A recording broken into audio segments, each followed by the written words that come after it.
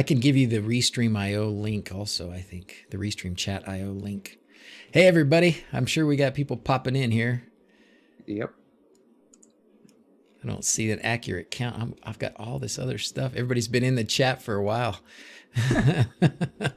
Okay. How's it going? Together. Yep, we're getting it. We're getting there. How's it going, everybody? Let's see. We're going to turn the viewer count off, turn it back on. That's usually what it takes to reset it. Yeah, I could see you live. Okay, good. That one YouTube viewer must be you. And I'll mute that video. So finally, Whitey. Yeah, sorry, man. Oh, it was a heck of a day. It was a heck of a day. I thought at 2:30 this afternoon, it looked like we were about an hour and a half from done. And no, I didn't leave the hospital till 8. And I've been home a grand total of about 20 minutes. So just made rum balls with homemade rum. Oh my goodness. I bet that's pretty strong. Goodness sakes. Looking good, Paul. Hey, thanks. Big thanks to Paul. Paul's he's our tech, what are we going to call him? Tech experts. That's kind of generic because we're all, I mean, except me, tech experts. But he's our AV guy. Got us hooked up with this AV thing. So we've got DigiBlur Travis hanging out with us tonight. I'm going to do some fun NodeRed learning on my part here. Los Mochis. Hey, Don Corleone. How's it going? We are coming in. Awesome. All right, Jay After Dark's here. How's it going, man? Hope you had something to eat. I lost track of how many, but some cinnamon bears. That's cinnamon bears. Oh, man, oh, man. All right. Good evening from NorCal. How's it going, Gary? All right. So again, apologize for the late night, for the late start. It's the nature of the business sometimes. But hey, we're gonna do it. It's gonna be a good time. So, so let's get going, right?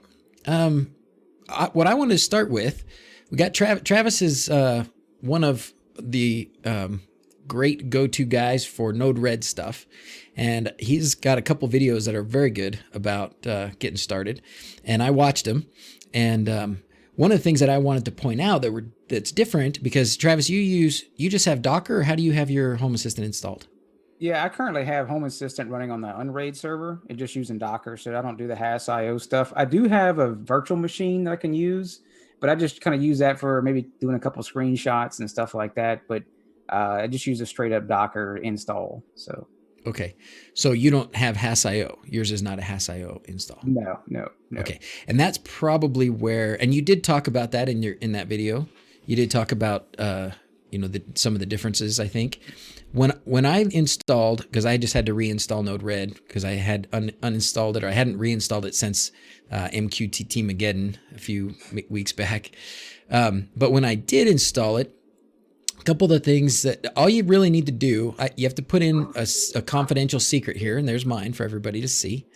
And that's all I did here. I put in this confidential secret, and then just save and start. And then you do the open web UI. When you do that, it's going to ask you to log in. And this login here is whatever you use to get into Home Assistant. Okay. So this is for your user. And then I went through, Travis in his video talked a lot about these, what to add for modules, right? Is that what they call them? Manage palettes. They call it the palettes. So I went through plugins, or whatever you want to call them. Plugins, modules, palettes. Everybody's got a different name for them, I suppose. That's it.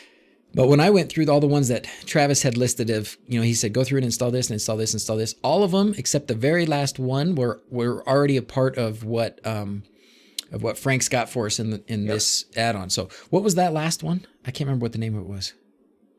That wasn't Bigtimer, was it? It wasn't Bigtimer. It was like, I don't remember now. Shoot, it's the last one. If you watch Travis's video, it's the last one. Yeah, so. I based some of those off of the third and fourth video I want to do.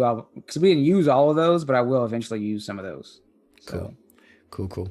Okay, so that was all I had to do, and then setting up the with the add-on the way it is, setting up the when I did NodeRed install video with a long time ago. Seems like a long time ago. you had to add all this stuff separately. Yep. So now a lot of that is done for you, and it's great. And even the server part was really confusing to me before. So if you have something here and you go to this, now it's all there for you. You don't have to do anything. It's just there. So that's great. It should be working with the those long-lived tokens, I think, LLT. Yeah, that's right. Yeah. So So it's not using the IDs or passwords anymore. So awesome. And Frank has that set up so that it makes a long-lived key and keeps it. yep. Of course, it's perfect. Frank made it. All right, so here he comes. Hey, everybody, how's it going? All right. So basically, has a CLI. if you did want to start off, I don't know if you want to start off just kind of a fresh one. I know some people may have already been messing with NodeRed and whatnot, but kind of I don't know if you want to start off from the beginning or what. Kind of start simple. I don't know. Kind of what's your thing. So yeah, well, let's take a little bit of raise of hands out here. How many of you guys that are watching feel like you've got a pretty good handle on NodeRed? Can we maybe say, yes, I think I'm pretty good with NodeRed, or I barely understand what's happening? Let we take a little bit of a straw poll there. I would fall in the latter category of kind of barely know what's happening. This is my first working flow that I got to work today, and I was very proud of it. So, but I think depending on see what everybody comes up with here, how advanced we can start. But the thing that always stumped me, Travis, right off the bat, was like, how do I start? When I thinking about it as YAML, I always think, okay, what's my trigger going to be? And it's typically a state change or a time, a sensor maybe value or something like that. But here in NodeRed, I've always been I go to say, oh, I'm going to do NodeRed, and then I sit down and I don't even know where to start. So what do you typically use when you're starting a lot of your flows? Well, just a little quick history. Actually, when I started with doing Home Assistant, of course, I looked at the YAML, the configurations, and just probably like everybody else, you go into the forums and copying and pasting stuff and hoping you got the formatting right, hoping it passes the config check, etc. But then I saw on Reddit a couple of people talking about NodeRed, and so I installed NodeRed. And even though having a programming background, of different programming languages, I thought it was so nice to be able just to see your automation. It's kind of like a business process management software where you've got just packets, or a folder, or data moving from node to node, and it just branching off, much like a flow chart. So really, kind of what you're wanting to do is, you can start off with like a simple one you did here, or the inject nodes.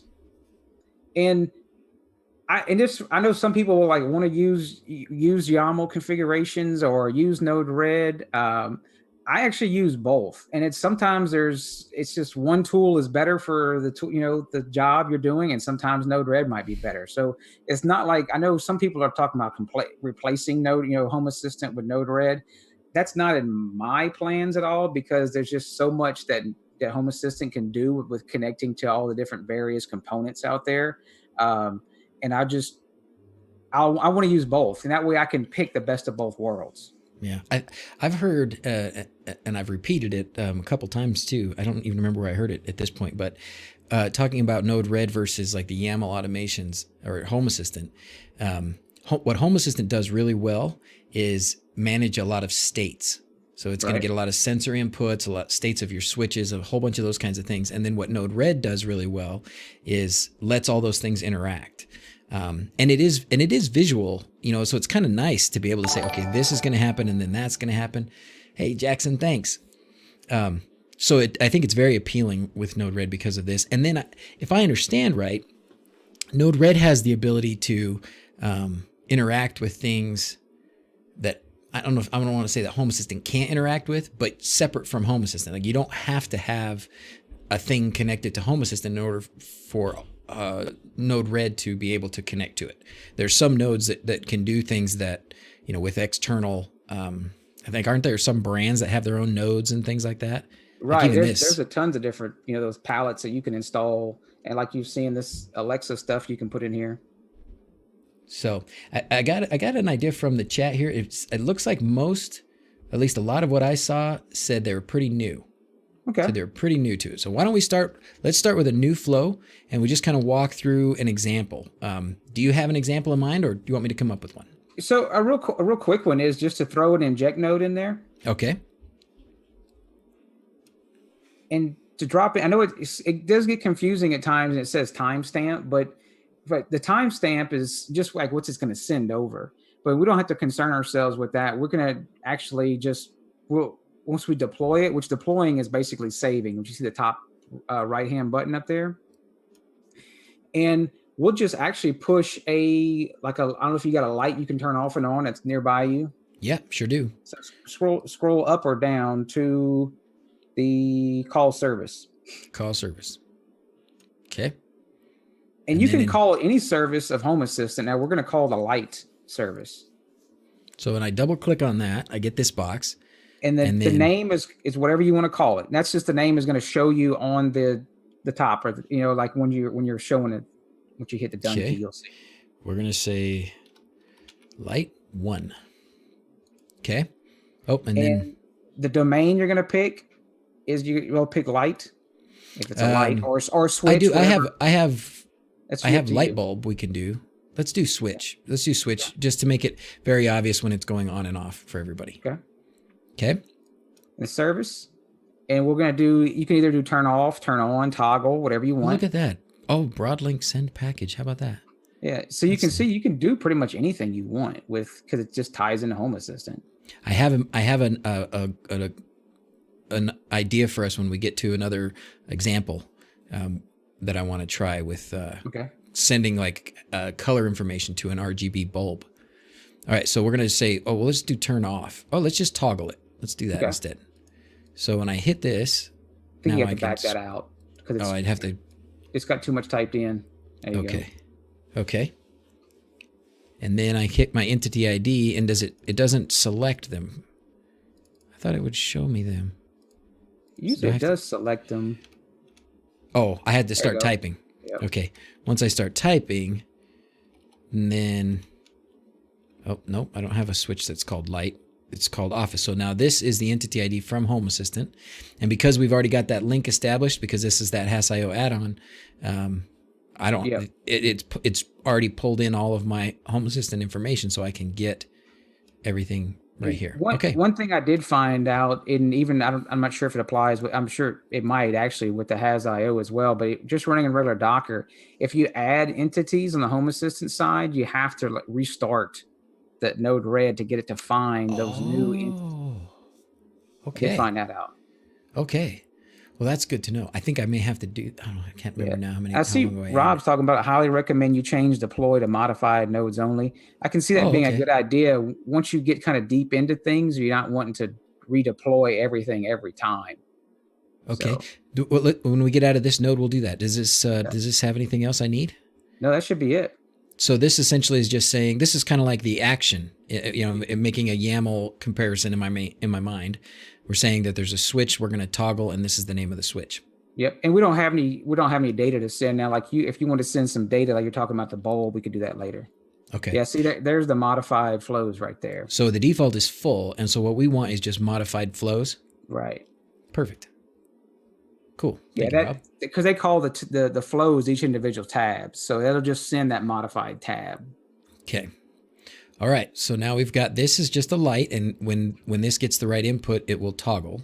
Yep. So and you just now what? drag a line over, and you connect the wires, and you just drag a line over, and that's it. And then hit deploy.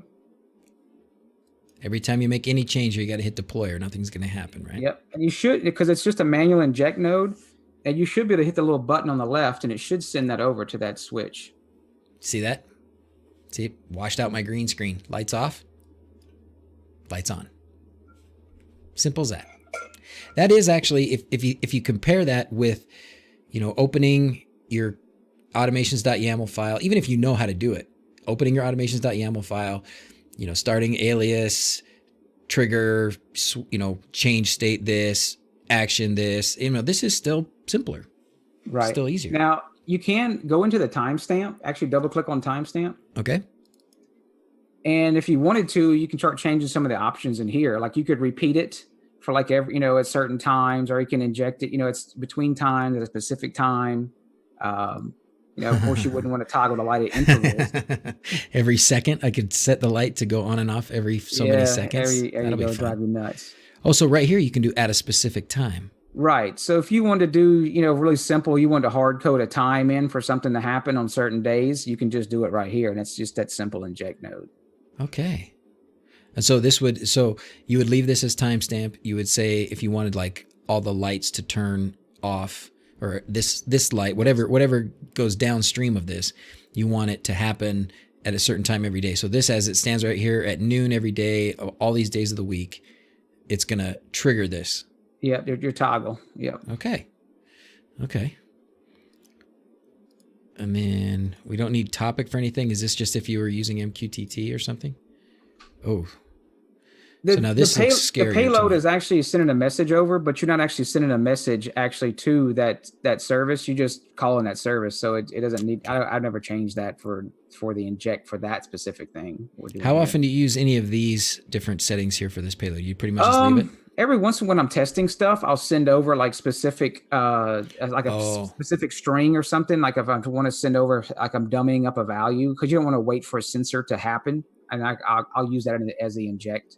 So if you were making a flow and you wanted like to trigger a temperature when it hit 74 degrees or something, you do, instead of actually changing the state or something in Home Assistant, you could just put this as a number and then do 74, and then every time you click this, it would send 74 down the rest of the flow, and you can test then to see if it's working. Okay. Right. But for most purposes, it's kind of multiple ways to do that, because you've also got the debug, which we'll go over here in a second. So, okay. So we're good there. Yep. Okay.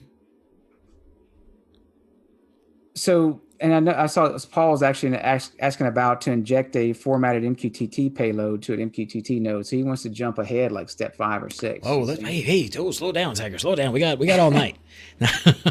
Hey, let's do that as number 3. Yeah. As number 2, do you want to try and do this RGB bulb? Is that? Yeah, we can do that. We can. Okay. We'll have to kludge through the JSON of what we need. Okay, maybe that's not what we want to do. What do you think? We can. That's fine. Okay. Might as well, right? Okay. So let's have it. So I've got here a couple of RGB bulbs, and let's change them to a different color. So that. Yep. So you can either replace that one, that switch you have up there, or you can get rid of it, or you can make another inject. It's up to you what you want to do. And now, if this is disconnected like this, it's not going to do anything, right? No, it's kind of just sit there. You've orphaned it basically. Yeah. Okay. So we'll just let it sit off there by itself. All right. So then, do we want throw another call service out there? Okay. And we're going to say red bulb 1. Okay. We'll do light again. I guess light this time. Isn't there somewhere? Light. And then, so this is... be turn on. Turn on. Okay. And then in the entity ID, which your bulb wants.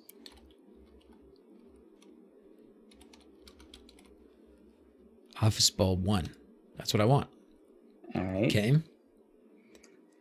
Now this is probably where we need... Ooh.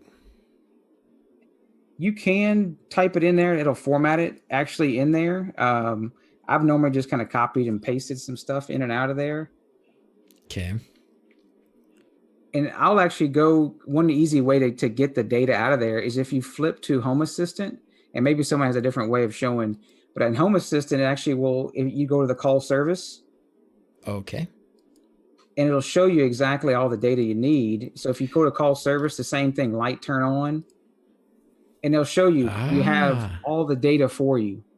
So you could do RGB color and, the example, etc. Perfect. Let me pull up. Like I've done one with the brightness, I think. Is this what you're talking about too, Rob? Rob says down at the bottom, all the things you can do, all the priorities. Is that this, or is that someplace else? Can't you just do this via the data on call service? Ralph says, and You mean in here? Yeah, we're gonna paste those in there. Now if they're Yeah, in the that's what we're server, gonna do. We're gonna take this information like we would do. So again, back to YAML automations. When you call a service and then you say data, and then you list a bunch of different things, whatever information pertains to that. So in this case, if we want to set it to a certain color and maybe a certain brightness, we're gonna take those values from here and we're gonna paste them in here. So you're almost doing it. You're almost doing it anyways. Like you still have to kind of understand the JSON a little bit, right? right? And I'm looking for one that I had, Scroll and down. maybe somebody has one already. Oh, down here, he says. Scroll down here. Oh, there it is. Oh, look, it's even here. Travis, did you see that? This is what Rob was Oh pointing yeah, out. you're right. There it It's is. down below Okay. here. So we didn't even Okay. have to go to Home Assistant. Thank you, Rob. Awesome. Yep. So here's kind of an example. Let me paste this into. Ooh, and it's Tesmota, so it could do an effect even. Yep. Whoa. So if you want to, you can start to do. Let me paste this into. Oh, you can do color name? Oh, this is great. Let's see if I can paste this into. Look in your Discord. I pasted what I had on one bulb. Okay. That's kind of to give us a starting point, and we can change what we want out of there, right? Mm-hmm. So when you do put this in, when you do put stuff in here, and let's go to this whole big screen. So this puts it in this kind of format. Oh, okay, I see. Right, and you can read it. So now, of course, we'll change this and add it, whatever. I was just doing this was a white bulb. There was no color to it, so I was just setting the brightness and the white value. Okay, so let's change this, and let's do color name, because color name, just like they did here, color name red. Go. So let's give it a shot. Okay, so this, you know what this reminds me of, and it's really nice, is this reminds me of what you get, like you were saying with Home Assistant, when you put stuff in here, so you put a light in here, I don't know if there it is. Right, it's going to be exactly the same thing. Yeah, what you write in here is exactly what you're going to put in either this box all in one string, or if you click those dots, you put it in the same, almost, the same format that you see it right there. Right. It just helps you format it in different colors and stuff like that, make it easier to read. Cool. All right. Hello from Romania. Rob is saying all of this.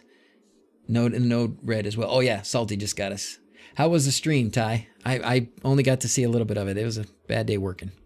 Okay, so we got the color name. Let's do the color name right here, and we'll say blue. Okay, and so this is a number out of 255 or something. Is that how this is right? formatted? I believe if you go back and look in the data down there, it probably shows you the range, probably with brightness. Oh yeah, right there. Yeah, because there's brightness to 255, or you have brightness percent 0 to 100. Whatever right there. You feel like doing. Okay. All right. Cool.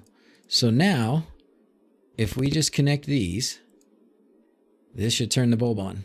If you deploy it. If I deploy it. If I don't deploy it, what's it going to do? Nothing. Okay. All right. Here we go. Yeah, there you go, the little square. Yep, it's on, and it's blue. You guys can't see it, can you? But it is. Yay!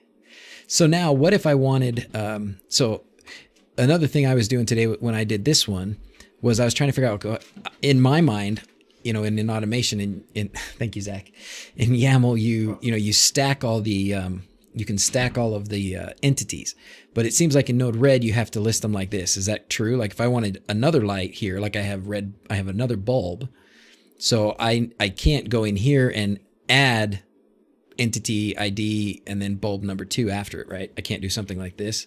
Not that I know of. Yeah, I don't think you can. Because you want to put each one. Yeah, you could, of course, you could make a group in Home Assistant itself and call that group. Oh, okay. But to me, that starts to hide stuff, and because then now I have to go in here and make a group. I find it easier. You can easily just Control C and Control V and copy and paste these nodes. Perfect. So and now I can go into this one. Yeah, and just change them up. It's just too easy to do it that way. I can just change that, and then I can change this color to yellow because that's what we do around here. And then we're going to make this one brighter. Yeah, so then you can change the name of the bulb and all that stuff. Oh yeah. Oh, did it Even though, make? Oh, red bulb. Oh, I see. I even though got the, it. even though the red bulb was the blue bulb, but Even though it's blue, yeah. I named it red, and then down here I changed the name, changed the color, it's just a name, whatever you want to put in there. That's all. That's all you. and then there's that, And and now deploy, and then, well, this one's still on, but we'll just click this. It still sends the command to it. Oh yeah, there it is. There it is. Can you see it on my head? Oh yeah, sure. Look, right there's yellow.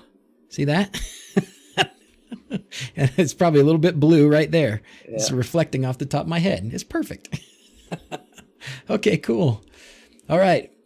So of course, and I've gone through. If you start to send in a bunch of different JSON for your different colors and stuff, that's all. You just got to kind of have to play with that. And one easy way to play with it, you can play with it in here, or you can play with it in the call service actually in Home Assistant itself. What different all your little values and stuff, especially when you're tinkering with color bulbs. Yeah. So this is where I've always done these kinds of things for automations. But then the formatting in this versus in a YAML automation is very different, right? So this is really nice because you can, once you go through and do all this, you can change this to say, whatever it was, color name.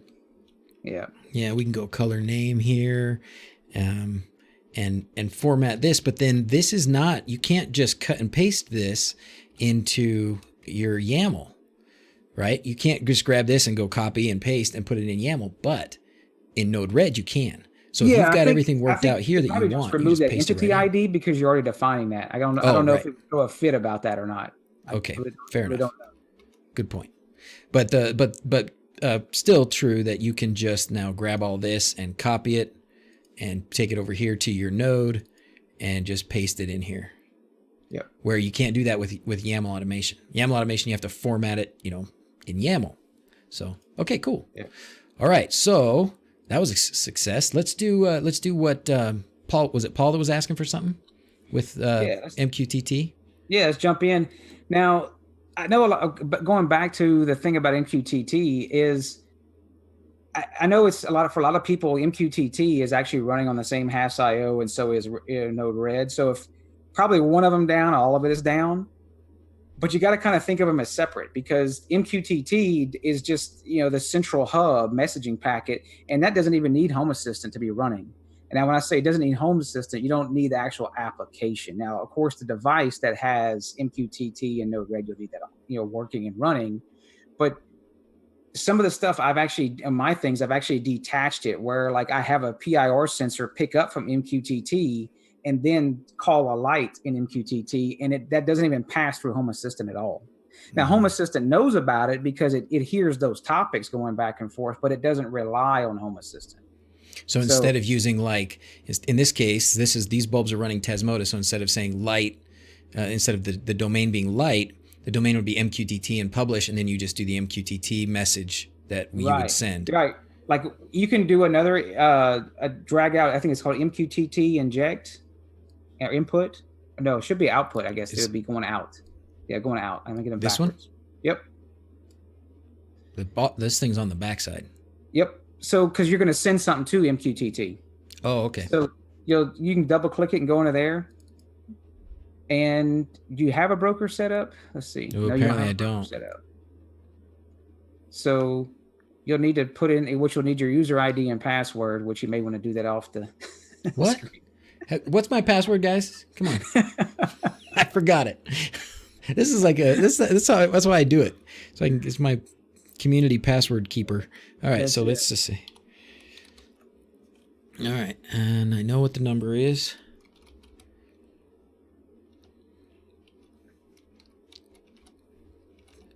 And that's the port. Yeah, and the client ID it'll get generated. Here's where you need username. Okay. Username and sorry, password guys. Sorry. To put in your MQTT, and once you put that in there, you won't need that anymore after that, and because it'll just reuse that same MQTT broker. Live streams is doctor's password backup service. It is.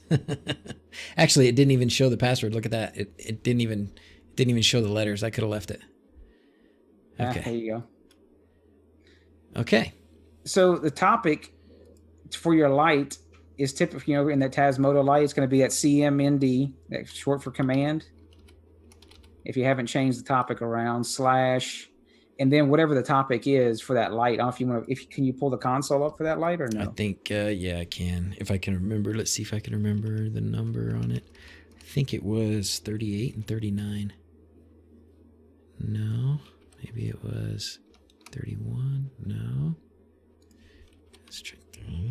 We'll try this one more time and then, oh, there it is. Oh, that's the thermostat. Darn it. Oh, no, it was in the 90s. It was like 90 and 91. Look at that. I remember. Yeah, so I like to copy this stuff. Thanks. You're welcome, Smitty. You feel free to use my same password on all of your stuff, too. 1, 2, 3, 4. Get back and forth, yeah. Right? That way we can just really share. I mean, this is an open source community. Okay. All right. I go to the console and I just copy and paste stuff out of there. Like, we already put command. What's going to be, it's office_bulb_1. So I just copy that out. Okay. We'll just grab that guy there. Yep. And then, where did my NodeRed go? It's back there somewhere. Or did I click off of it? Or is it it's a different tab. Here it is. Different window. Yep. We'll put it there. Okay. Paste it there. Okay. And you can do / it should be power. If you it's a single relay bulb, so just be power. Okay. Well, you don't want to do a retain because that's it would call now the quality of service. You're welcome to choose 0, 1, or 2. Whatever. The name is what you like. Typically, you want to put this bulb. Just this bulb number. Okay, but it doesn't have to be like the real entity ID. No. Just this is going to be just for cosmetic purposes only. Okay, we're just gonna call it bulb 1. Okay. Yep. Done. All right. Now you can drag out that inject node again, and this is where you're gonna have to change the payload. Okay. So the payload is actually going to be what the power command is. So like you want to do on, you can. And I think it does actually lowercase or uppercase. So do a string. Okay. And do the payload's actually just going to be just do on, or you could do toggle. It's up to you. No, let's do toggle because we need to turn it back off. They're both still on. You can see my head. Yeah, and we're just testing around, playing with stuff. So, and that'll be it. Just hit done. And then connect those up. And that's going to push a payload of toggle to that MQTT topic. So that's it, really. So this is just going to say this is going to say the payload going to this topic. Right. Wow, okay. That's very different than how I would have tried to manage this. Very different. So yeah, because if you flip back to the Tasmodo console for that bulb, is if you go to enter command, if you type in just power space toggle, just type power space toggle. This is in essence what we're going to be doing. It's off. Yep. So that's exactly what NodeRed is going to do. It's going to send over that command power with the payload of toggle. So if you go back to NodeRed and then you got deploy, and it should be able to inject it, and it should do the same. Now this always is red after you've made a change, huh? Right. Yep. Oh, let's see. Rob says if you leave the name blank, it will default to the topic. Oh, okay, cool. So where was that? That was in here. So if you leave this blank, it'll default to the topic. Cool. Let's just do that to show that. That's good. Oh yeah, there it is. There's the topic. Oh, that's good. That makes it easy to know. Yeah. It just depends on what it's all your thing. You do what makes it. It's back on. We did it. It's back on. And debug node, you can see the message that gets sent. Oh yeah, let's put a debug in here. Drag the debug out.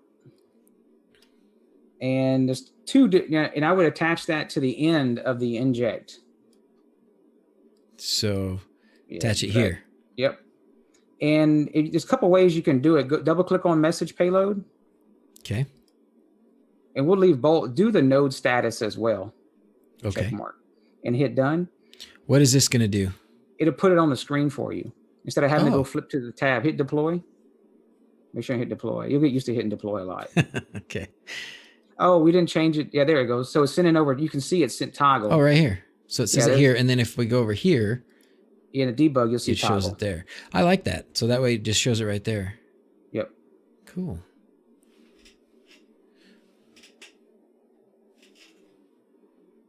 So that's kind of real simple how to do it through MQTT. Now, of course, since you having fun with the bulb off and on? Yeah. If of course, if you go into Home Assistant, you should see that turning off and on if you know in Home Assistant, because you have Home Assistant subscribed to the status that that bulb is sending out. So it's not like, even though we totally bypassed Home Assistant from controlling or sending that toggle on and off, Home Assistant still knows about it. So if you had any other automations that built off of that or something in YAML, that would still all work the same. Okay. Because it's still changing the state here. There it is right there. Yeah. And you can flip and go, it should show the state that changes when you go back to NodeRed and toggle it.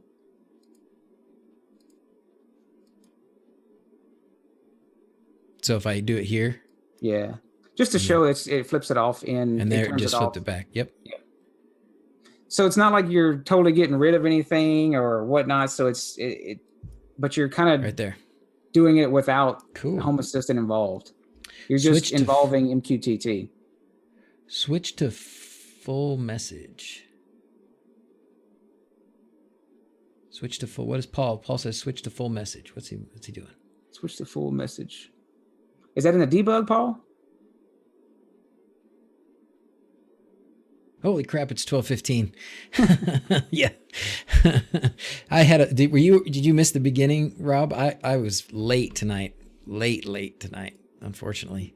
The big boy job, right? Yeah, darn it, the job that pays for all my fun projects. Yeah.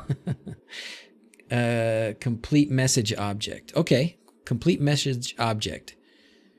And hey, I've only played around, I just NodeRed, and there's so much more to learn. There is a ton. Every time starting to scrolling through this gets me excited, and a little scared at the same time. Yeah, start small. Yeah, right. Baby steps. It's it. Let's see. What was he asking for? Complete. Was that it? That was in the debug. Oh, in the debug node. Code.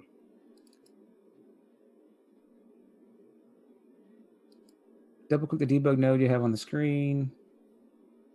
So they're going to teach me something new here. So. Open the debug node to find it. It's not system console, right? Node settings. I think that's just a picture and the inputs and stuff. I guess they're talking about system console. It's hard because they're. Yeah. We're behind, or they're behind us. I don't know. Okay.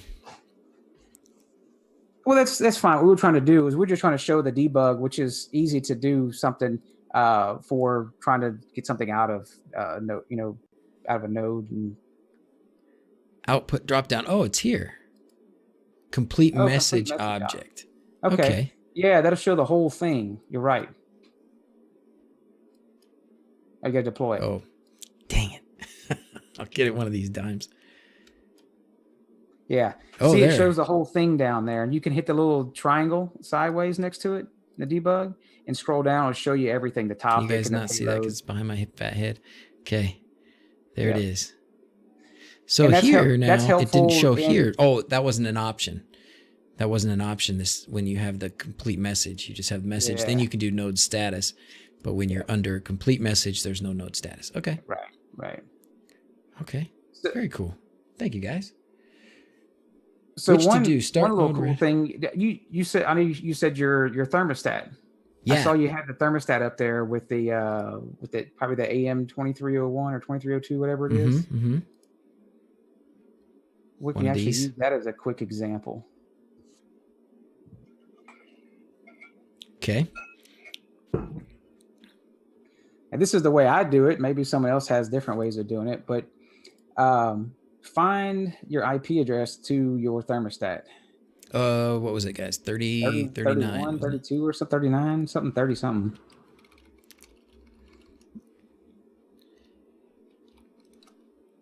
There you go. Okay. So look at the console, and we're going to snag something out. Now we're going to do the other side. If you flip back to NodeRed,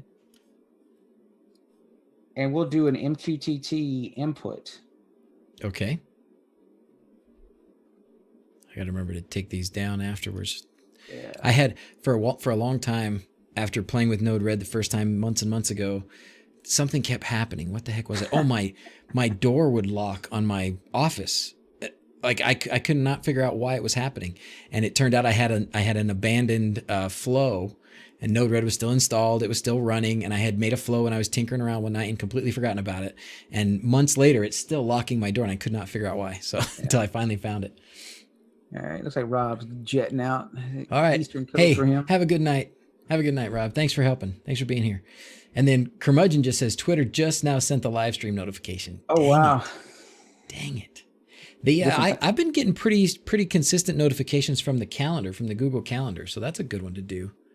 So look for the input of MQTT on the left. Okay. Wherever it's at. It's going to be an input section, I'm sure. Which is going to be up here, right? Yeah. So these, I guess you can order these, right? And I'm thinking Frank must have put them in a certain order. Oh, look at that. You can collapse them. Collapse them. I never changed the order of them yet. So. Okay. So the input, double click it. You should be able to use that same server. Now the topic, if you go back to your console, and we'll copy out, which is it the telesensor? Yeah, copy the whole thing. Telesensor. Okay. Copy that. Copy that puppy out and paste. And I guess if you leave it blank, it's going to default. So that's fine. Hit done. Okay. Now we just want a piece of it. So if you scroll, look for that JSON. There's a JSON node. It's just fun. Let's find it. Yeah, you just got too many of them, man. I do. Wait, that's not. I was searching my flows. I don't want to search my flows. Yeah, searching the flow. Oh, it's only going to search in the flow. Okay. Yeah, it should be in the function, I believe. Okay. Yeah. Keep on. There it is, JSON, right there. Right here. Yep. Okay. Drag it out. Oh boy. All right. And hook those two together. And double click JSON. Now what I do is I change it to a JavaScript. If you say convert between JSON, but change it to JavaScript object. Wow. Click it and hit done. Then put a debug node after JSON. This is cool. I see where this is going. Yeah, I didn't cover this in my videos yet, so we're ahead of the game. Oh, sneak peek. And I'm sure there's other ways to do this as well. So go to that message page. If you go to the whole, I think if you just leave it like that and you deploy it. Oh, wait, let's go here. Oh, because we're on, let's do this. It should do the whole payload. Oh, okay. Put it back to debug window. I think you unchecked debug window. Oh, whoops. Yeah. And if you deploy it now, and then somehow get your thermostat to send over a telemetry, how often you ever send in telemetry? I don't know. Pretty often. Looks like every minute. Every minute and 2 seconds. Looks like. Yeah. Minute and 2 seconds. That's how I like to time things. 62 seconds. 62 seconds. It's a magic number. If you look in, it should come up down in the debug on the right. You'll see the whole object in it. Well, that's the toggle still. So, but once it comes across, you can actually see the whole object, and you can actually hit the little triangle next to it, and it'll show you all the different paths. Like you may hit it'll be like message, and you can just, that way you don't have to type it. It's like message.payload.am2301 temperature or something like that. And then that'll actually put that in the payload, so you can then do a range or something, which we'll do here in a second once it publishes. I'm sure there's a command and tab. Oh, there it goes. There it goes. See, now hit the little triangle next to it, and see it shows down AM2301. Yeah. And if you click next to the pop it open again, I think. Yeah. And if you click like temperature, I think one of the buttons, the left button, it'll say, once you click it, it'll say copied path. Path copied. Yeah. So immediately drag another debug out. And then just open it up and paste what it put in your clipboard into as the output. Oh. So now you do the node status as well on the check mark and hit done, and hook it up and then deploy it. Hook it up to the end of this? Yeah, you're right. Yep. Because the JSON's doing that converting. Okay. hit deploy. And so now you can, and then once it after 62, well, there you go. Oh, there you go. We must have called it. Just barely. So now you can see that 74.7 is the temperature. Well, then if you wanted to, you could build. Now, the way you were talking about triggers before, every time that every 62 seconds that it's going to post that sensor, that's how often this flow is going to trigger. Okay. So whatever you got to think of that the way, because that's an MQTT message coming across every 62 seconds. And so you're going to be grabbing that information out, and you could do something where, you could change if you look on the left, look on the left. Over here? Yeah, there's a branch. You can do range, or you can do a switch. I'll just show you the switch. Okay. And attach the switch to the end of that JSON. Yep. Okay. And then I don't like typing again. Grab that payload that you posted in there with the temperature. Oh, I should be able to get it again. You should have it. There you go. So we're going to be doing basically an if statement on something with the temperature. And you could say something like, see, right now it's just as equals. Okay.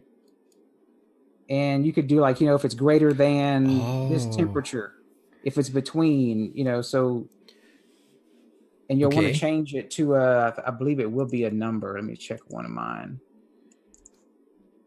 So I can say when it does convert it over, it looks like it is sending over as a string. So if I say greater than, and then what goes in here? My one I have right now on mine is I left it at AZ. So it is when it converts it, apparently it's keeping it as a string and not a number. So it's going to grab whatever the payload is here. The temperature. And you're going to say greater than, you could say greater than, 80 degrees or something. Oh, so then it will only send when it's greater than something. Basically, in a second. Well, now then scroll down and we'll add another one. Oh, go back and add another one. And you add them with this. There you go, add. And you could say less than, say you got less than 65 degrees in the house. Or whatever, you don't. So then you could say done. And now you'll notice off the switch, you have two. So whatever you put off of the right is going to be when it's greater than 75 and then less than 65. Okay. Now you have to keep in mind, this is going to happen if you have a temperature less than, say you had it go send you an email or some sort of other notification, and then the house got to 60 degrees. Well, every 62 seconds, it's going to send you that notification because its flow is going to kick off. It's just going to keep going every time. It's going to go through here and do whatever you put at the end of it. Right, correct. So that's kind of like a simple if then else, basically. Awesome. Now, see, Paul, I know mine. I have one listed as strings, and it's still working. I never did change it, but I'm sure if you did, I guess it doesn't throw a fit too much. Jared is right now putting all of his sensor inputs into NodeRed. Awesome. So that's a really cool way of doing. Now, if you want to do a post something to that, say that light bulb, I'll show you another little thing. There's a change. So if you want to grab, well, we already took, it's on a different flow, isn't it? Get this out of my way. If you can copy that office bulb. This one? Yeah, that command. Okay. Copy that over to your flow 5. Okay. Yeah, paste it in there somewhere. Okay. So right now the payload is sending over that 75, but you want it to do something. So if you go to the change on the, you need to put something in the middle, because what it's going to do, if you send over that, it's going to send over, I believe it's going to send over that 75 degrees every time. To this topic. Yeah, to that topic of power. So if you don't want that. Go to change on the left-hand side. Okay. And add that to your less than or the 60, whichever one you want, the temperature. Let's change this. Let's make it so that it will trigger, and we're going to make this 74. Okay. And so now, because we know it's going to end up being above 74, so we'll get to see it do something. So we'll say, I'll come off this node that says when it's above 74, we're going to change the message to something else, right? Yep. and you're going to set the payload to like toggle or turn on or not on, not turn on, could be on. Oh yeah, we do. We want it on. Yeah, on. Okay. So walking through this, it's taking. You forgot the wire off of the message payload. Oh yeah, thank you. Yep. And then I forgot this too. Yep. Well, it's on already, so we'll have to toggle it off here once this goes past. Did we set it up so that it would toggle this thing off? Yeah. Okay, now it's off. Okay. So it's taking the value from the temperature sensor. This part's a little bit confusing to me. Like this is neat, but I don't understand exactly what this means when it says it converts it to JavaScript object. Well, it just breaks That's JSON. Okay, yeah, it just breaks down that JSON to where it's where you can actually use it in different pieces of the payload. And I guess there may be other different ways to do it. This is the way I've actually find how to do it. Okay. I know looks like William's talking about JavaScript inferred typecasting. So he's got all the technical stuff for that. I don't know about that. It converts it. How about that? Okay, sounds good. So all right. Yeah, it subscribes to that topic that's actually getting posted every 62 seconds. The light just came back on. Yep. So it did it. Go ahead. Sorry. Finish. If you want to kind of walk through it, if you want. Oh yeah. So I started. So yeah, let's. So it takes this temperature sensor reading, and it takes the whole thing, doesn't it? It was taking everything on this topic, and then in here. Well, it breaks it down. This is where we broke it down. Right. Yeah, this is where we broke it down, and we said the part of the message that we want, the part of the payload, because the payload on that thing is all of this. Yeah, it's humidity, it's this everything. Huge, long bunch of stuff right here, right? It's all that. So it's breaking this down, and the format for that, I'm speaking to the non-programmers out there, the format for that is like this, payload.am2301.temperature. So when we look at this, we're saying that inside this payload, we're going to go to the first dot, so payload and then dot, and it's AM2301 dot, and then what was the next thing it said? Temperature. Oh, and then, okay, so because temperature is under AM2301, it's got another squirrely bracket here. So it's saying this first squirrely bracket is the whole payload, but we want to get inside that. And the section inside of it that we want is whatever comes right before the next set of squirrely brackets, which is AM2301. So that's payload dot AM2301 dot.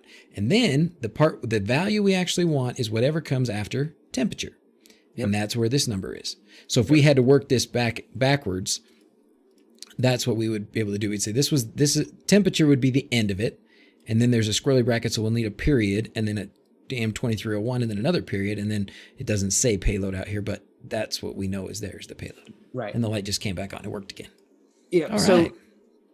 And you can see how I like to do that straight out of that debug, where you can just copy and paste. You don't have to type all that stuff.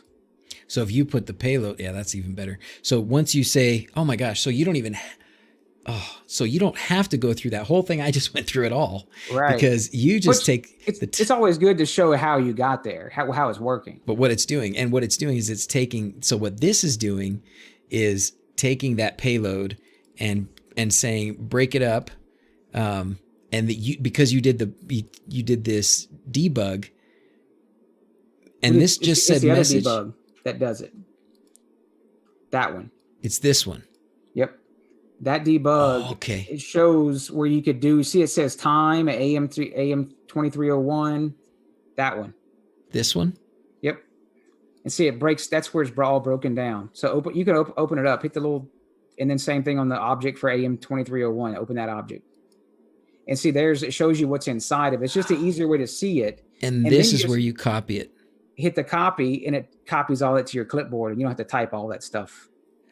And then that is what we pasted in here. Correct.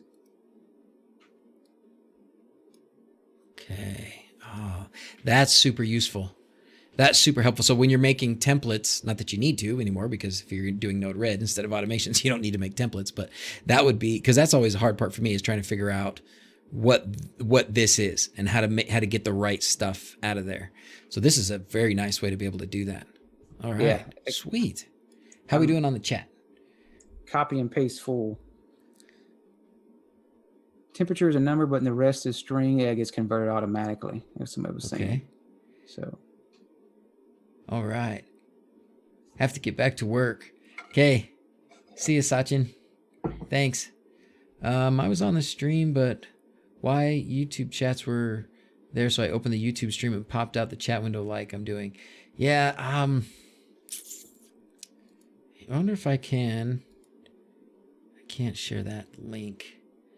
That would be kind of funny. I don't know how to do this. Maybe what we should do is, because we're still having the problem where not everybody's getting. Oh, I remember. Frank told me what to do. I just didn't have time to do it tonight. I have to set up a bot in the YouTube chat and the Twitch chat. Maybe the Twitch chat's already there, but I have to set up a bot so that it will just redo the. It'll republish the stuff. Otherwise, I can try and get you the restream chat link. Let's do that. I think I can get the restream chat link.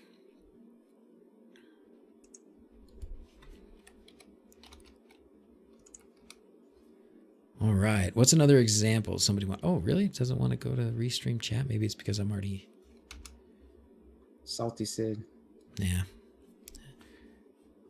Oh, it's here. Settings.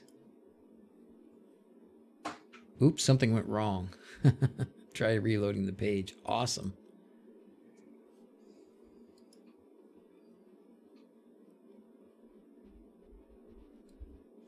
Oh gosh. Yeah, I was looking at the chat. Yeah, the Bigtimer is a really cool one. Let's do Bigtimer. Yeah. Yeah. A funny story about the Bigtimer. Now, of course, this is maybe it's a different version of the Bigtimer palette, but I had one set up for my carport lights, and I didn't see the checkbox at the bottom where it says repeat output. And so every minute it was sending the on command to my light bulbs. But I didn't, they're already on. It doesn't matter. So I never noticed it. Well, I had to turn the light off for something. And I was like, why does the light keep turning on? Like you were having that issue. And it took me a bit to try to go figure out, okay, where's the source coming from? I can see it's the MQTT message. What's sending it on? I finally figured out it was Bigtimer.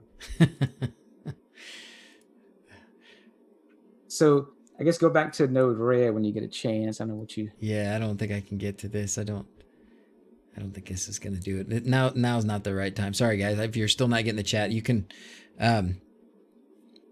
Yeah, sorry. The YouTube chat, I got to get it worked out to get over to Twitch. If you're watching on Twitch, I think, or the other way around, maybe. Okay, let's go back to NodeRed. Yep. Okay. So if you want to, you can start a new flow just to have a blank palette. I'm going to delete most of these after so I don't have lights coming on and off every time the temperature changes and stuff. You're like, what is that? Okay, Salty. Thank you. Sorry, I'll get that worked out, man. I meant to today. Frank told me how. I just didn't get a chance. Okay, so we got a new flow, and we're going to use Bigtimer. Find Bigtimer. I like Bigtimer. I like the color. It's big and bright, easy to see. Yep. This one, I want to do something with this. It's a Cast big something to the TV. And it's big, yeah. It is actually green. big. I just saw it go by. That's right. There it is. When you put it out here, it gets huge. Boop. Okay.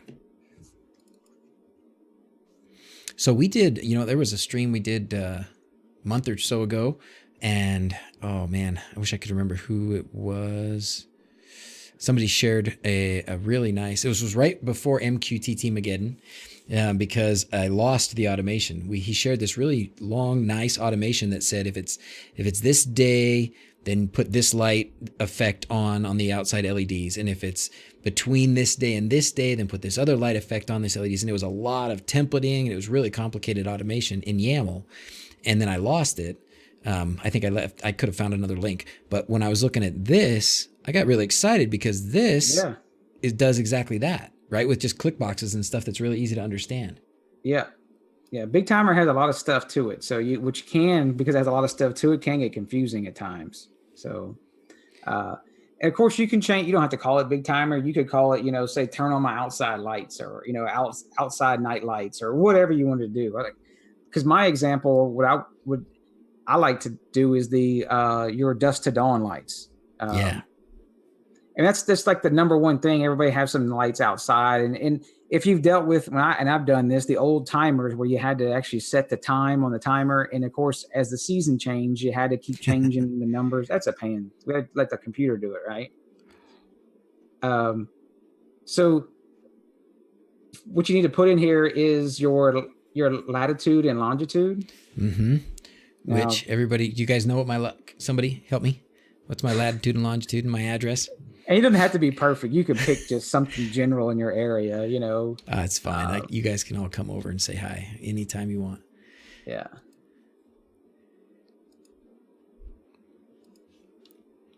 I did this earlier when I think I must have been following along with your examples. Yeah. Okay. There you go. And do make sure and put the negative number. I noted that in my video. I had someone say, well, man, the lights are 12 hours off. Well, because they're on the other side of the world. The wrong hemisphere. Exactly. That's funny though that somebody would have that happen, that their lights would be 12 hours off. That's funny. It's on all day and then it goes off all night. How's that happening? Now the watching from Nigeria. That's awesome. Okay, sorry. The on time is going to be, you know, like you can change it to. I think they have dusk, dawn. They have sunrise, sunset. Oh my gosh, solar noon. Yeah. So. Wow. I mean, cool. I don't know what what is the difference between dawn and sunrise? Dawn and dusk. Somebody said, tell us quick before I can Google it. What's the difference between dawn and it's dawn and sunset or something, right? Yeah, is it the same thing? I thought dusk and sunset. What's the difference? I have sunrise and sunset set in mind, so dusk versus. There you go. Someone else is sunset. It. Dusk occurs after sunset. Once the top of the sun.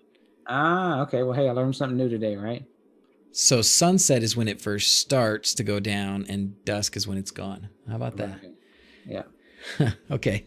So with that, you can change it where you can also do the on and off. They can do the offsets where, you know, we say if you have a lot of trees around somewhere, or you got some big mountain blocking you or something like that, and don't show it. You'll show us a picture of your mountain room again, but we're all jealous, right? It's a beautiful mountain room. You could do that. I think that's in minutes. If you look at I think if you get over, let's see if I there's an information thing, right? Yeah, is it down below? Draw right here, I think. Yeah. Right there. Okay, cool. All right, we finally got to use that was Travis. Travis marked that for me. Isn't that cool? That was Paul. 3 degrees. Yeah, if you scroll degrees down, of sun below horizon. Dang, Paul is full of information. Wow. It shows all the details about Bigtimer. And I want to say the on and offset is actually in minutes. And you just put like a negative number or a positive number. And what that would be if dusk and dawn wasn't going to be working correctly for you, you know, you wanted it to come on 45 minutes before that, or you wanted the 45 minutes less for some reason, you could just add or take time off.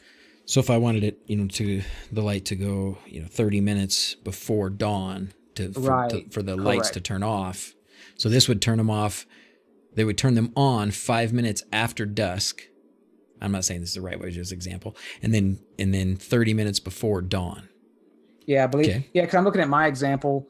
I have like -25 for sunset and then +10 for sunrise. And apparently I was playing with it and I found what worked good for me. So gotcha. Okay.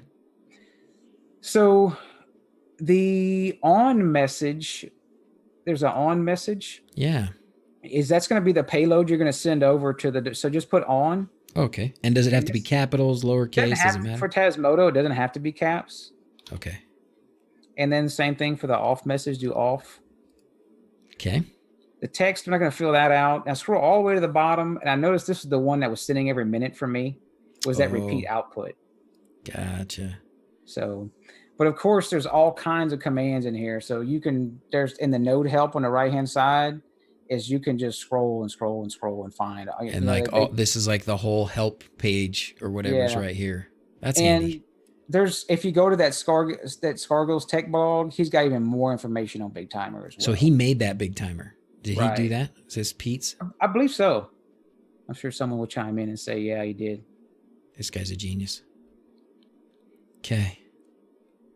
And so even more information about how to use it and examples and such. He's got some crazy examples. So, but Yeah. That's fantastic. Oh my goodness. Wow. Okay. Cool.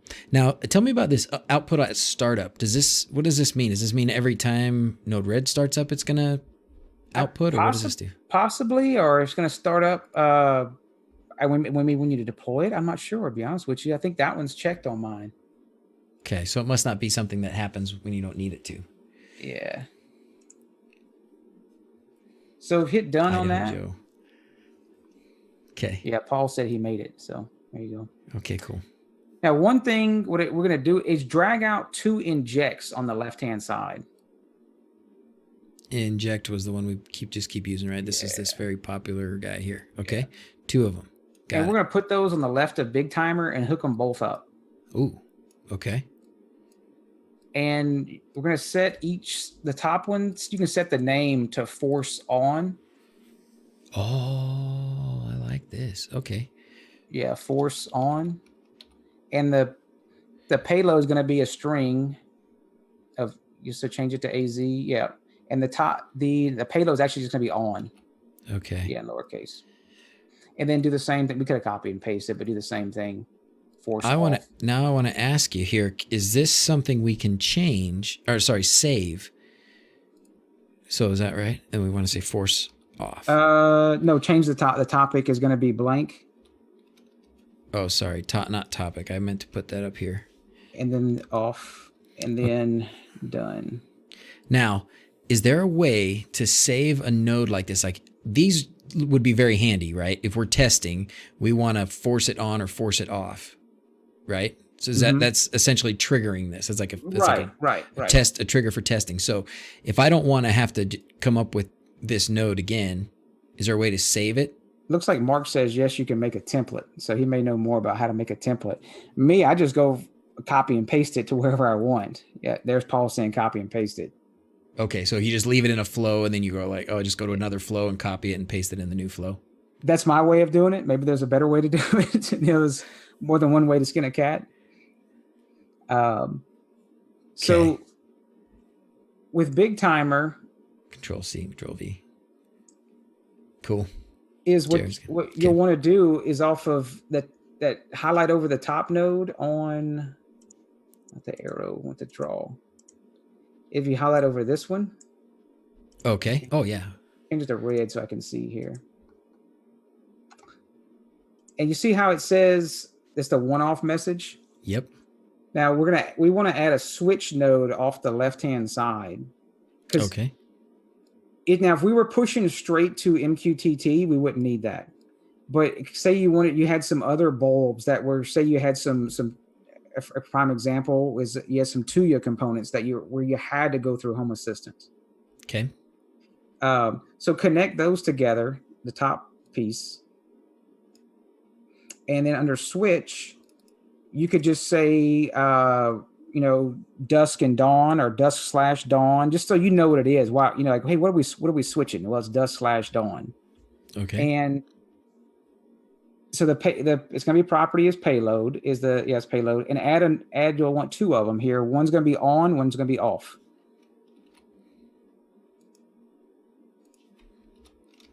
Okay.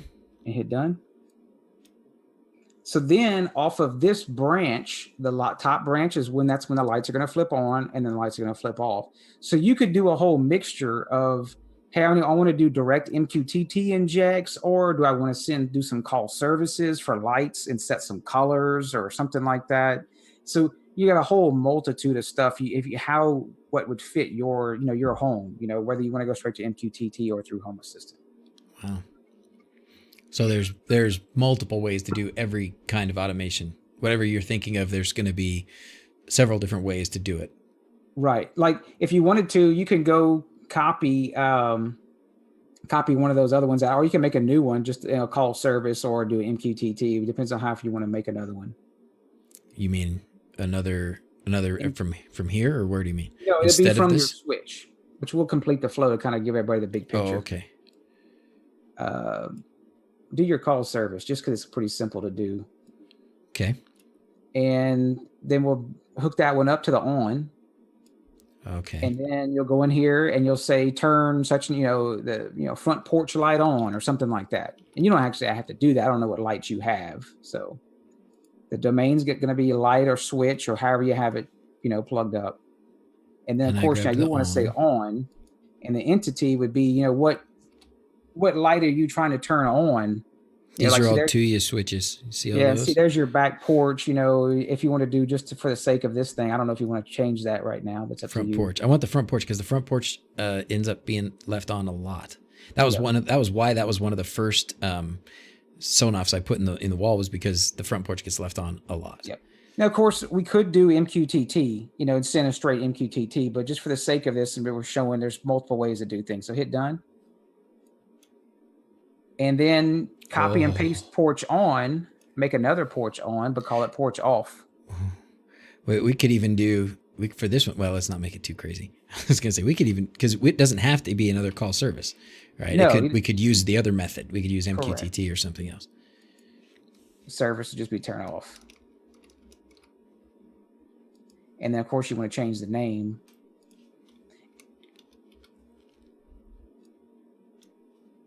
And then connect it up to the bottom. Okay. And deploy. And if you actually see that, there you go. See, it's on. So it just sent over an on message to your porch. Because it's after dark. Yeah, and because you had that check mark checked, the output is at the bottom of Bigtimer, the one you asked about. Oh yeah. All the way at the bottom, it says output after startup. So it did an output at startup. So apparently, a startup is when it got deployed. And then we've got these test nodes here. So if I want to see what would happen if it was, I'm essentially tricking this into thinking that it's after right. dusk. It just sends it pushes in and off. And see, now you can see your porch off just got called. The time is off the screen, but you can see. Yep. It get Right 2252. So it just called that. And that's just a temporary override. So like say for instance, one example, you may, for you're not home at Halloween and no one's there, you don't want the front porch light on Halloween, you could just go in here and hit force off and it'll fall back to the normal schedule on the next day. So that's another one. When I've done that in Home Assistant to test something, I've changed the state. You just go into the states page and set the state to something. Right. It's been tricky sometimes to get it to then start grabbing the correct state again, like the actual state, and not just stick with whatever it was that I had it set to when I was testing it. And then I don't remember what I've even had to do. It probably would do it after some period of time. Mark is saying the override is 1440. So go back to Bigtimer. Okay. Is that probably in minutes? Yeah, see that override? Is 14, scroll down. I saw it earlier. There's your time. Is it timeout?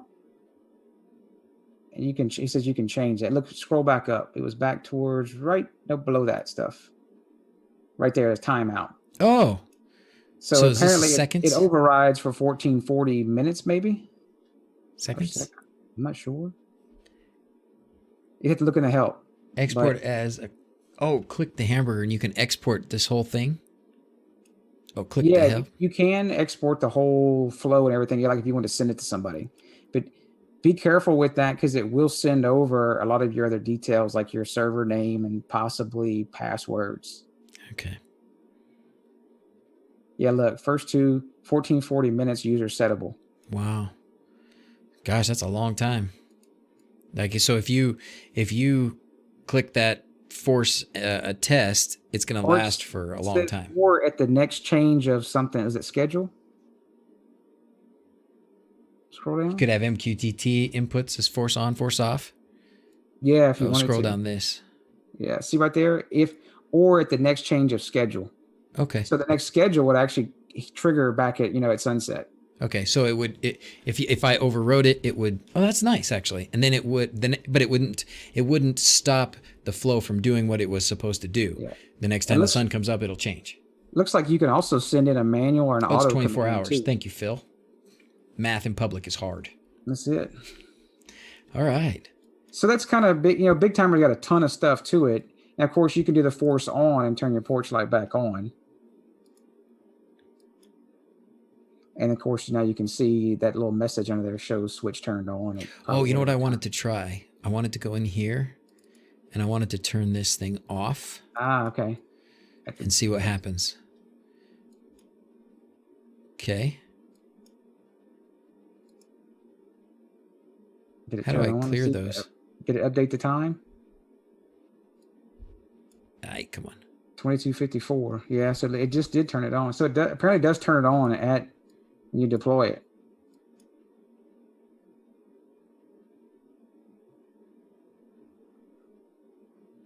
No, it didn't update at that time. The other thing we could do is check the state on the Home Assistant.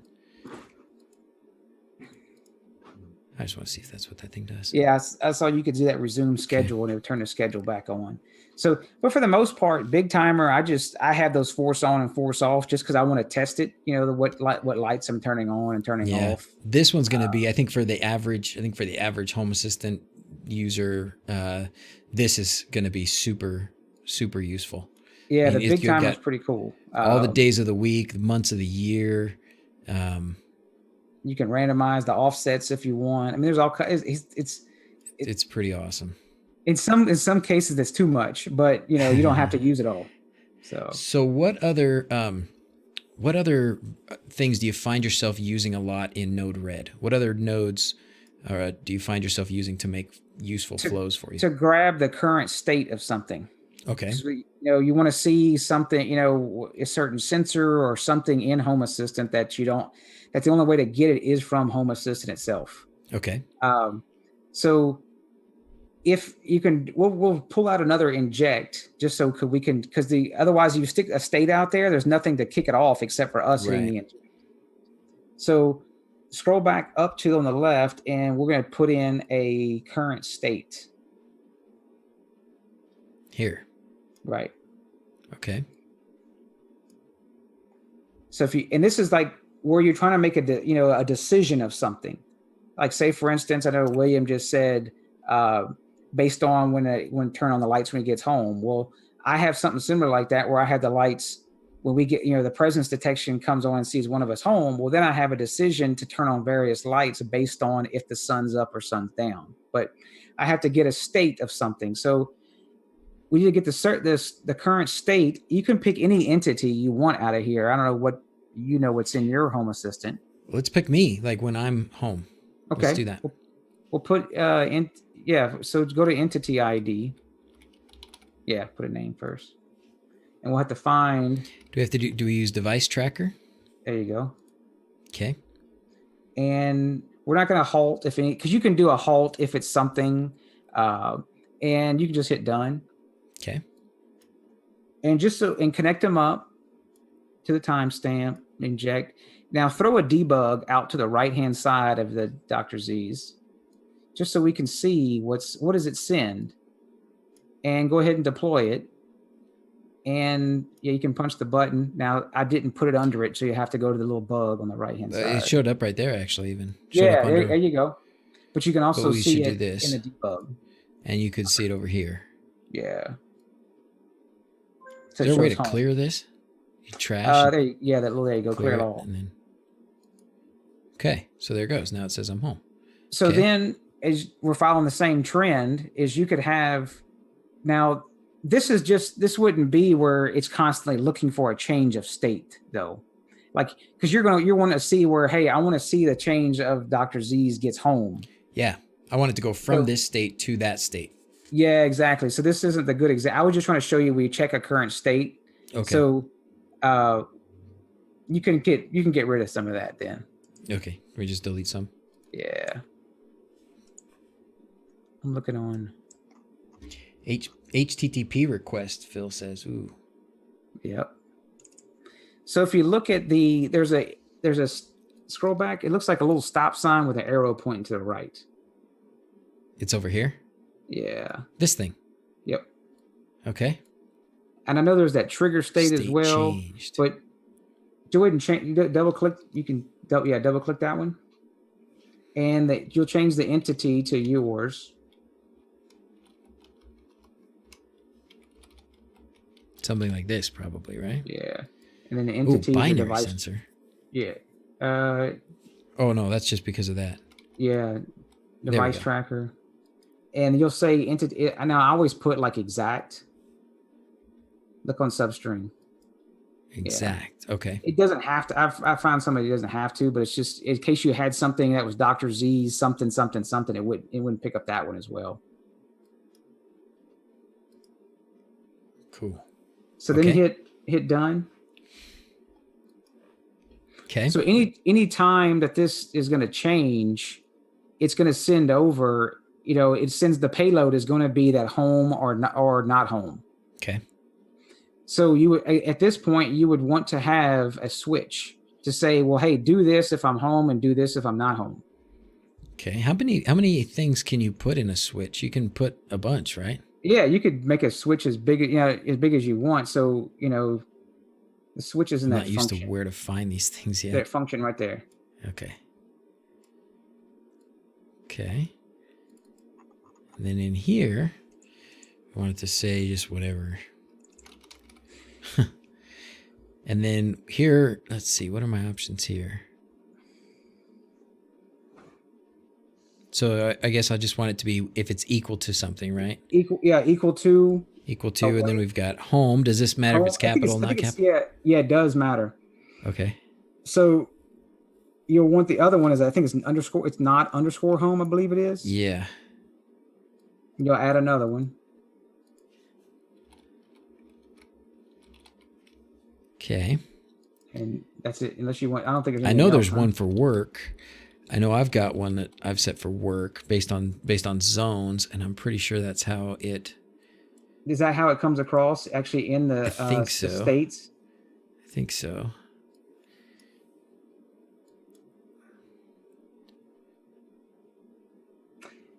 Now, see, this is interesting sometimes. So, it's easy to get mixed up on these because this says away, but if I look back, if I look actually at the states page, where you want to find, there you go. See, you find them out of here. Yeah, this is where you want to get them. And that can be difficult with presence detection because you actually have to go to work and look at it. You have to be in that state to know. I thought I saw someplace some time ago. I thought I saw something that said it gave me a list of the possible states of something, but maybe it wasn't. Maybe it was something else I was playing with. So even though it says like home with a capital H over here, when it says the state, this is what really matters. Yeah, because see, look at Jackson. Not home. Yep. Yeah. See, even though in the back of the other thing he'll be as away, because that's away is more the human readable one. It's actually going to be not home. Mm-hmm. So. Okay. All right. Oh, actually, so what I want is when I go from this is good. We're going to do this when I go from. Now, if you want to do something where when you go from home to this, there's another one you can also do, but this is just going to anytime. This is going to fire anytime your state changes. Okay. Anytime it changes to anything. Correct. Anytime it changes for any reason. Okay. And so then you'll say what happens after home and then what happens for not home. Okay. So you could have it, change to, turn on different lights. You can throw in delays. And we've done those. We can even if you did this, we could just copy this over and say, would this work? When I'm home, the light goes on. Right. And when I'm not home, you wouldn't want to do it with your porch, but you get the idea. This is just to tell the robbers when it's a good time. The ones that have my password in my door key code. You can also do else or anything else. The 360 tracker might have another variable in the payload with the 360 zones. Oh yeah, that's true too. So you just, in some of those, it would be nice if there was, is there a history? Is there a way to look at this history in another way for a device? I'm not sure. I mean, that's the only history I know of right there. Yeah, I wonder if there's this, but I think this gives us the same stuff. History in the log, maybe in the logbook. I'm not sure. So the West Coast, and it's later for these guys. Thanks for your time. Hope the holidays are great. Thank you, Phil. Thanks for coming by. This is a late one. We're gonna sign off here pretty soon because I don't want to keep Travis up. It's 1:00 in the morning. Poor dude's got to work and all that. So I only got to get up at 5, so it's 5 Oh my hours. gosh. That was like 5 hours. Never mind. We'll go for 3 more. So if I were to go here, so let's see this. I think this is going to give me the same information. It's Yeah, not it going to. could give you the Yeah, it's same right there. information. Home and away. Yeah. So. Yeah. Oh, this is a different one. I don't know what sensor this one is. This is the one that actually. This is the 360. Yeah. Okay. Okay. Well, let's see. Is there anything else? Anybody else want to? So if you want to throw one out real quick, it's a little different way of doing things. It looked like that one of the worm is slinking up. It says trigger state. The third down on Home Assistant. Go back out. That one. Mm-hmm. Kind of what you were thinking is if you double click and go into it. Like what I use these for is my alarm panel because I don't have just 2 states. Okay. So right. I'm trying to say that something went from are you in that one? Yeah. So I called it like alarm panel, armed home to disarmed, so like I know that during that state when probably that happened in the morning because we had it as armed home where it bypasses the motion sensor. Mm-hmm. But then I want to know when I disarmed it in the morning because I want to turn on a couple lights. Okay. So what you can do is you could do, whatever entity you wanted, but you add constraints. So if you scroll that, and you say like this entity's current state is. If this current state is. Oh, okay. And like I'll give you an example. I'm reading mine off for verbatim. This entity's current state is disarmed. And you don't have to put exactly that, and then, I think you add constraint. Okay, so this isn't actually added until you click that. Yeah, okay. And then I have this entity's previous state was armed home. Oh, I think I. So what was it before?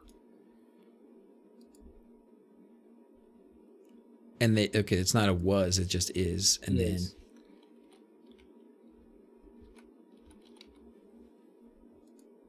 So this is saying this entity's current state is home and the previous entity was not home. Okay, great.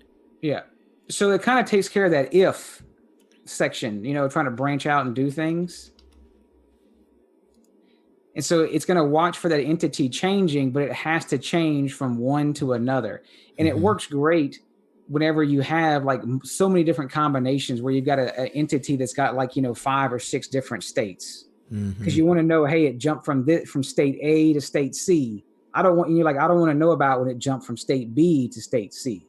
Yeah, I use this something like this in YAML. So this is good because this is something I would want to do because that's a very common trigger. You were in this state, now you're in this state. So this is how you would do that with this edit trigger state. And so that's kind of the same thing. And you could hit done, and then you could just add on stuff behind, to the right of it. So you say when it's blocked and allowed, but when it's allowed, meaning that it fit your constraints. Right. So in this situation that this is true, that I was not home and then I became home. Right. That's what I put. I can't even remember now. Yeah. So if I was not home and the state changed to home, then it would go out here. Now, what exactly goes out here? Is this just a 1, a 0, an on and off, a true or false? Be honest with you, I'm not sure. Let's put a debug on it. Because I'm looking at some of mine and I immediately start having, is it at certain times? Is it certain days? I'm looking at some of my alarm panel stuff on my other screen. Is it? Look at me. I'm just throwing in debugs and timestamps like I know what I'm doing. And that's the way you just mess with it and see if you break it, right? That's right. This is very unlikely to explode. Connected. Oh, now wait, I need to it go may over not here. send anything because it didn't change. You would have to. That may be difficult to do here, and like in one of my NodeRed videos, that's what I was using those input selects because I was trying to dummy up. I wouldn't have to sit here and wait for my phone to leave and everything while turning it off. This would be a little tricky to come up with an example. Okay. So that's kind of what one of the things I do is that trigger state for my alarm panel, and it's kind of both accomplishes the same thing, where you're looking at the one above it, but then you have to have the branch and do different things. It's just depending on what you're trying to build. Because if you just want to build something that happens just on a certain type of constraints, then you kind of build that way. Yeah. See, William said you got to go down the road and go test it and come back. So. Okay, I'll be back in a few minutes, guys. So now I was just reading what Jordan said too. You can also do that with the switch node looking at the previous state in the object. Okay. Is See, that, look, is that down here? Cool. In the no, that would the switch. It's not empty. I'm not sure. Head index between, otherwise, sequence rules, value rules. May have to come back to maybe that. Maybe if it's not this, yeah. Oh, maybe previous value. Oh, previous value right there, yeah.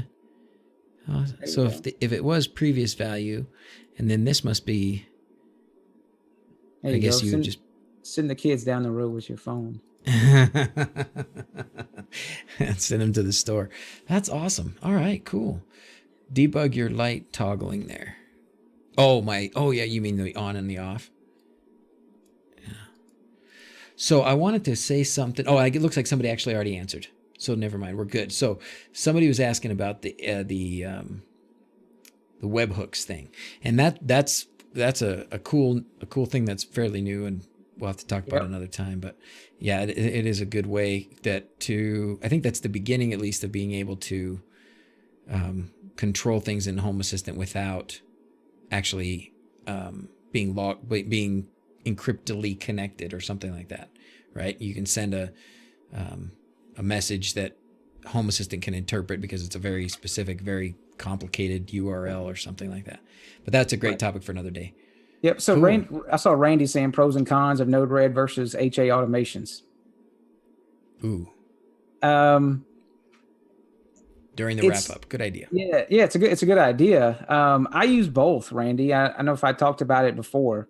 I started with doing the YAML. I started with doing NodeRed first before I started getting into YAML. But I do have some automations in YAML, but they're really simple ones. Anytime there's something that's you just got too many. You got loops and different conditions. I find it so much easier to do it in NodeRed because you can just open it up. Now, of course, we're on a little smaller screen for the sake of the video conferencing here. But once you get on a bigger screen and you can see your entire flow on your screen, and it really just makes sense to me because I'm like, oh, wait a minute. No, I didn't think about this type of scenario with, turning on the bathroom fan when the humidity gets this high. But then what if someone hit the override button and it's certain, there's just so many different conditions and you drive yourself crazy sometimes with the automations in YAML. And this way you can just really see it. It's easy to test. And the really cool thing about it, it's just do it all right in here, just dragging around and hitting deploy. You're not having to open up any text editors and do it. Because that's always the common thing I hear on Reddit is with people like, oh, you got to be a coder to work Home Assistant. No, you don't.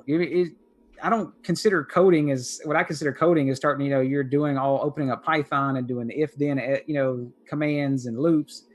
This is just, we didn't really type anything. We just copy and pasted a bunch of stuff, and just, we knew the names of the lights and everything, but I don't think we could call this coding at all.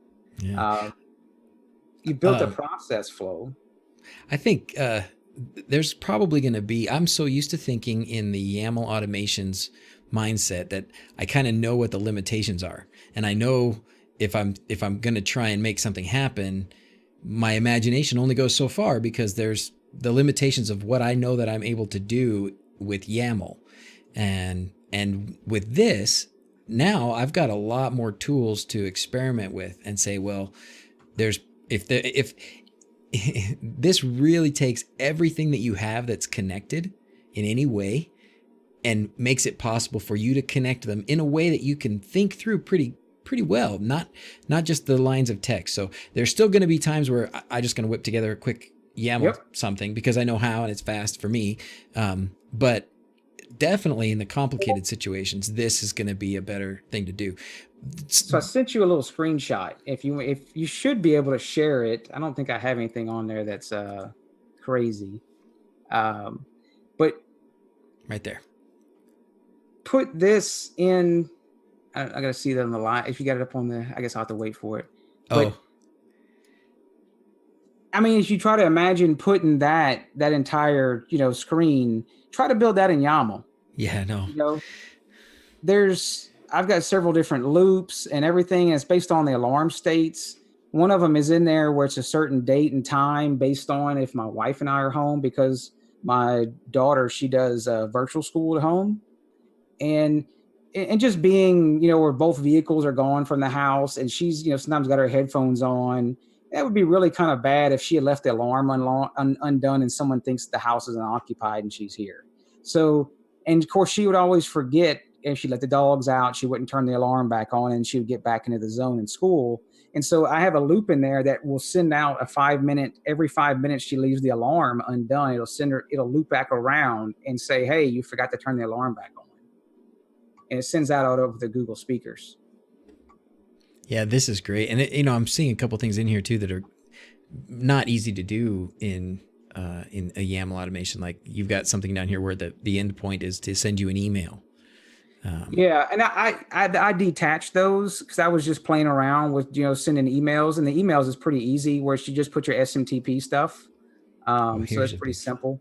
And Phil, what's that? Oh, Phil just said, "Here's a big flow." There you go. That's so organized. Yes, mine looks messy. So, but that's what I wanted. I mean, you can do stuff like I would never. If I probably sent it to Frank and said all the rules, he could probably build me something in YAML, of course. But for me as a person to come back and support it and visually see it, NodeRed just makes sense to me. Yeah. For that. Yeah. So I'm not going to knock YAML at all, because the YAML automations are great at times. Because there's little simple ones you just want to bang out. They're great. And of course, there's times where you need to do it in YAML, or you have to use it through Home Assistant using NodeRed, because it's a device that's not MQTT like those Tuya plugs. And I don't think there's a Tuya component actually for NodeRed. I could be wrong. I never searched for one. Mm-hmm. I know there's like some different hue ones and stuff, where everybody has those different packages. I know one of the things people would ask about is the stability of it. I haven't had any stability issues with it. Of course, you're adding another piece to the puzzle, because now you've got NodeRed sending commands to Home Assistant. So of course, if it broke, of course, you may not notice it because Home Assistant's running, and then NodeRed is not. You can set up, I think Rob did something a while back where she was doing some watchdogs. Well, you could do the same thing. You could have an actual watchdog in YAML code where it sees if for some reason NodeRed fell off, like using that MQTT last will and testament. Mm-hmm. So really kind of, I say use both. Do what you want to do. I mean, it's your house, you're whatever makes sense for you, and just play with both. And what do you get a feel for one? And since I see Mark and whoever else, I'm trying, if y'all familiar with the one where you have to do for the washing machine that I had with the washing machine notifications in YAML, because the washing machine will turn off and do a soak for 3 or 4 minutes. You have to say, hey, I need it to be at less than 5 watts for longer than 4 minutes. And that way we know the washer went off. It's not just in a middle of a cycle. I'm not sure how to do that in NodeRed without this going down this huge rabbit hole. So if someone wants to send the doctor something, an easy way that says, hey, if this sensor number was at this number for a certain amount of time, then do this, kind of like a trigger. Yeah, well, that I can do in YAML pretty easy. Oh yeah, I got it in YAML right now. It works great. So Mark was saying we'll do a couple things and then we'll get out of here. Okay. Mark was saying show how to add new nodes. So that's manage palettes, correct? Yep. And then you can look for specific nodes here. Those are the ones you have installed, I believe. If you click the install. Oh, sorry. These are the new ones. Yes. This is what's available. So if you wanted to look and see if there was anything for Tuya. Oh my gosh, look at this. NodeRed contrib Tuya Smart. And I think if you hit the little blue link that links you to the actual description page. See, no, they didn't put anything on it. See you, bud. What's the other one have? Oh, there it is. Oh, there you go. Oh my goodness, look at that. So I never even looked. So there, you could actually do your Tuya component straight from, as long as you get that node to work and everything, you could do it straight from from there. Now, I wonder what they're doing, how they're doing that. There's some different hacks to get some of the Tuyas. Another way the Home Assistant one is working straight with the Tuya server. I mean, Paul has talked about actually in that State of the Union with Tuya, that Tuya wrote that component. Yeah, that was really cool that they actually they reached out and said, "Hey, we want to make sure that our devices work with Home Assistant." And so they started modifying when they changed something on their API, I guess, or whatever. They That's awesome. send it back to Home Assistant and say, "This is the change you need to make so that it keeps working." That's Yeah. fantastic. Nobody else does that. So, No, because it's not, it's not like, like that Harmony stuff we've been hearing about where they changed the API and dropped everybody out, like the type. exact opposite of what these Exactly. guys are doing. And then somebody said filter node. It was something about filter node. Somebody just said, "Don't forget filter node." So, in just a quick explanation, what does a filter node do? Is it kind of like a condition? I'm guessing I haven't seen what they're talking about filter. I guess Okay. you can hit, that's the search. So that's going to Oh, I filter can. the node. Is that going to search the nodes? It looks like it. Yeah, I don't have one. So maybe that's maybe it meant something else by that, but that's okay. So cool. Now the next step is to rewrite HA switch plate automations in NodeRed. Are you crazy? Are you crazy? Don't upset the Luma gods, okay? Yeah, don't upset the Luma guys. That's funny, Will. That's funny. All right, man. Filtering the nodes. Oh, how to filter the nodes. That's what he Oh, was talking yeah. about. Okay, So yes, we have to thank you very much. scroll and scroll and scroll. And I will tell you, it's much easier when you have this full screen. I know we're doing this for the sake of the video because some people do watch on their phones and stuff. So, Try and make it big. Yeah, so you can go here and you could find things just by doing that way. That's a good point. And we probably could have saved 5 minutes on this whole thing if I wouldn't have been scrolling up and down all night looking for the right stuff. So now awesome. someone probably mentioned it like about an hour ago. Yeah, I'm sure they did, and probably 20 times since then. So, all right, hey Travis, man, thanks for being here. That was a good time. That was a lot of fun, and I learned some stuff. So thanks a bunch. Yeah, I mean, it's this is not. I know some people already know this is like, child's play to many people, but this is a good way to get everybody's feet wet and just start going in and start playing with it and just start building stuff on top. You can do one automation and turn that automation off in Home Assistant. You don't have to get rid of it; just turn it off and then switch it to NodeRed. Maybe you want to do a little bit more with it. It just depends. It's adapt it like you want, make it yours. So Yeah, cool. All right, guys. I appreciate being on, and I don't know if anybody knows, I can do a shameless plug, Do it. Plug away. If definitely check out my channel. I've had a couple NodeRed videos. There's some beginner steps on it. They were very long to record, but I tried to cut them down in 2 pieces. And so I tried to branch out from doing various, a lot of my stuff was doing on Tasmodo, which is still, I will do a lot of Tasmodo stuff, but I do have some NodeRed things in there. So definitely check it out. And y'all can always hit me up on Discord, and same thing for the doctor, I'm sure. So Jordan says, I was the guy he mentioned working on the NodeRed integration who didn't know what he was doing. Who said that, Jordan? Who said that about you? Was that? That was a guy. I don't know who that was. Oh, was it Frank? Did Frank say that about you, Jordan? That sounds like something Frank might say. Probably. Share the YouTube link. I think I just popped it in there for Travis. Yeah, I think Alion had that command. The bot would do like the panel. Yeah, the bot should do, if you do exclamation point. I think I called it DigiBlur. DIY or YouTube. I can't remember what I did. It's probably just DigiBlur, I would guess. But I think Alion said it was under. You can always do this too. You can always go exclamation point commands. And then it should show you. Oh, Paula said that. Paula said that about you, Jordan. Hey, you made Home Assistant history there. You'll be enshrined forever in the State of the Union as the guy who didn't know what he was doing. Thank you for doing that and not leaving that to me to be that guy. Yeah. So, all right, cool. Well, hey, thanks a bunch again, Travis. Guys, thanks for being here tonight. All the kids are in bed, so we'll do our own sign. Hey, Travis, you could do the sign off. Why? How about you do the sign off? When am I supposed to repeat what you said? Do what I say. Do what you say. Whatever. Just give everybody the good night.